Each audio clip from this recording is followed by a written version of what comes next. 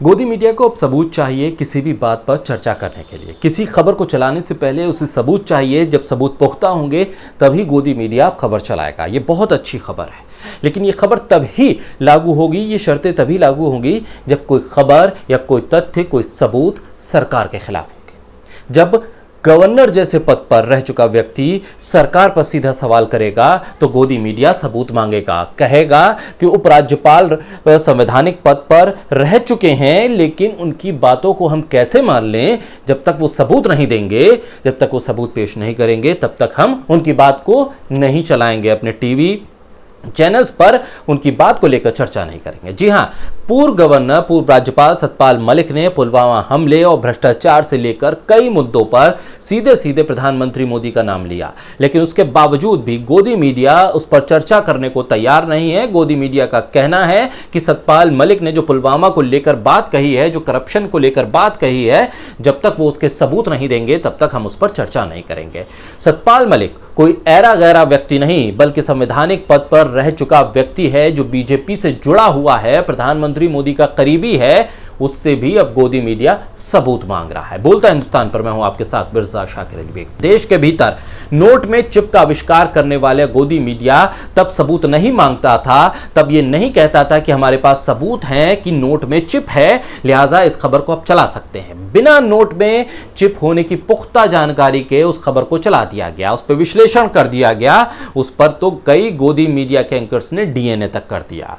तो वहीं सुशांत सिंह राजपूत की मौत या आत्महत्या के बीच झूल रही पूरी कहानी को लेकर कई महीनों तक चलाने वाला गोदी मीडिया ये नहीं जानता था कि यह आत्महत्या है, हत्या है, और आखिर इस पूरे मामले को किस किस से जोड़ा गया। 2 महीने तक पूरा खेल खेला गया, लेकिन बिना सबूतों के। इस देश के भीतर कोरोना काल में तबलीगी जमात को कोरोना फैलाने का जिम्मेदार मानते हुए गोदी मीडिया ने महीनों इसको लेकर चर्चा करता रहा कि देश के भीतर कोरोना अगर बढ़ा है तो जिम्मेदार तबलीगी जमात है, बिना तथ्य, बिना सबूतों के। इस देश के भीतर जब जब कहीं पर भी सांप्रदायिक हिंसा हुई, कोई ऐसा माहौल बनाने की कोशिश हुई, तो गोदी मीडिया ने बिना तथ्यों की जानकारी के एक तरफा रिपोर्टिंग की और आग में घी डालने का काम किया। बिना तथ्य, बिना सबूतों के इस देश में माहौल बिगाड़ने का काम गोदी मीडिया करता रहा, लेकिन न गोदी मीडिया को सबूतों की फिक्र थी। लेकिन अब जबकि देश के भीतर एक पूर्व राज्यपाल सीधे सीधे प्रधानमंत्री नरेंद्र मोदी पर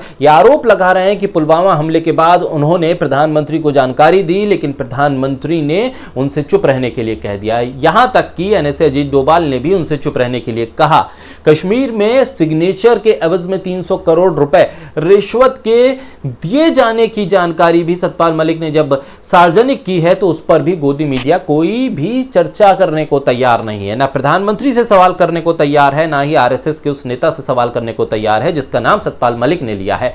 ऐसे में क्या इस देश के भीतर मीडिया अपने हिसाब से लकीर खींचेगा? जब किसी एजेंडे को चलाना होगा, किसी पार्टी की आईटी सेल के फर्जी वीडियो को चलाना होगा, तो ना तो गोदी मीडिया सबूत मांगेगा और ना सबूत देगा, बल्कि उस फर्जी खबर से इस देश का माहौल खराब करेगा। लेकिन एक संवैधानिक पद पर रह चुका व्यक्ति, बीजेपी के कैडर से आने वाला व्यक्ति, प्रधानमंत्री का सबसे करीबी बताया जाने वाला व्यक्ति अगर किसी मुद्दे पर महत्वपूर्ण बातों को सामने रखेगा, देश की सुरक्षा से जुड़ी हुई बातों को सामने रखेगा और कहेगा कि कहां पर हमारी चूक हुई है, तो गोदी मीडिया सबूत मांगेगा। यानी कि एजेंडा साफ है, किसी पार्टी की विचारधारा को आगे बढ़ाना है, पार्टी के आईटी सेल के वीडियो को जो फर्जी होगा उसको चलाना है। गुलाम नबी आजाद जैसे नेता जो किताब बेचने के लिए राहुल गांधी पे अनगिनत आरोप लगा देंगे, बिना सबूत मांगे गोदी मीडिया उनके इंटरव्यू को भी चलाएगा, उन बातों को भी चलाएगा और राहुल गांधी को लेकर एजेंडा भी साफ करेगा।